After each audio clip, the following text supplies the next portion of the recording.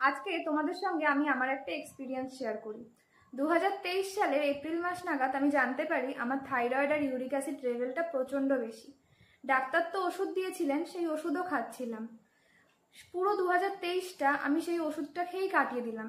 কিন্তু যতবারই আমি থাইরয়েড বা ইউরিক অ্যাসিড লেভেল চেক করাতে যেতাম, প্রত্যেকবারই দেখতাম যে আমার লেভেলটা বেড়ে যাচ্ছে, কমছে না, অথচ আমার ওষুধ চলছে।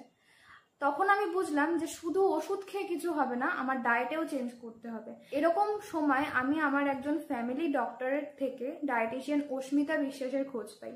তারপরে শুরু হলো আমার ডায়েট। আমরা জানি ডায়েট মানে কি স্যালাড আর স্যুপ খেয়ে থাকা, কিন্তু আমার এই সম্পূর্ণ ধারণাটাই অস্মিতা ভেঙে দিয়েছে। আমি বিরিয়ানি খেয়েছি, আমি মোমো খেয়েছি, আমি যা যা আমাদের খেতে ইচ্ছে হয় নর্মালি জাঙ্ক ফুড সবই খেয়েছি, কিন্তু ঘরে বানিয়ে। বাইরের খাবার তেমন কিছুই খেতাম না, সবই যা যা ইচ্ছে হতো অস্মিতা আমাকে বলেছিল ঘরে বানিয়ে খেতে।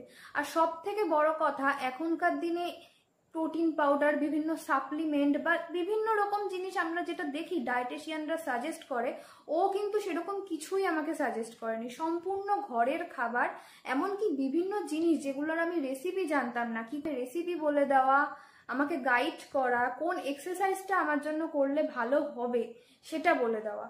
এইভাবে 2 মাস করার পর কিন্তু আমার 7 কেজি ওজন কমে। আর তার জন্য আমি খুবই থ্যাঙ্কফুল। আর সব থেকে বড় কথা, আমার ওজন কমার থেকে বেশি গুরুত্বপূর্ণ আমার কাছে যেটা ছিল, আমার থাইরয়েড লেভেলটা কমা।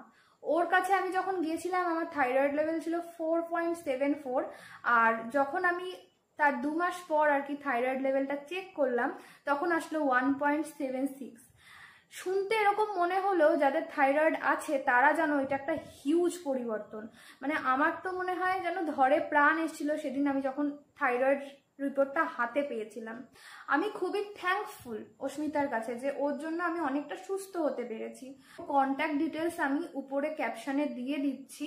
এছাড়াও যারা চাইছো নিজেদের কমা ওয়েট থেকে ওয়েট গেইন করতে হেলদি উপায়, একটা কথা কি, আনহেলদি ভাবে অনেক কিছু করা যায়, কিন্তু হেলদি ভাবে করাটাই কিন্তু একটু টাইম টেকিং, একটু সময় লাগবে, কিন্তু সেই ব্যাপারটা কিন্তু তোমার কাজে দেবে। তো তোমরা কিন্তু অবশ্যই ওর সাথে যোগাযোগ করতে পারো। এটুকু কথা দিতে পারি, তোমরা কিন্তু অবশ্যই নিরাশ হবে না। সবাই সুস্থ থেকো, ভালো থেকো।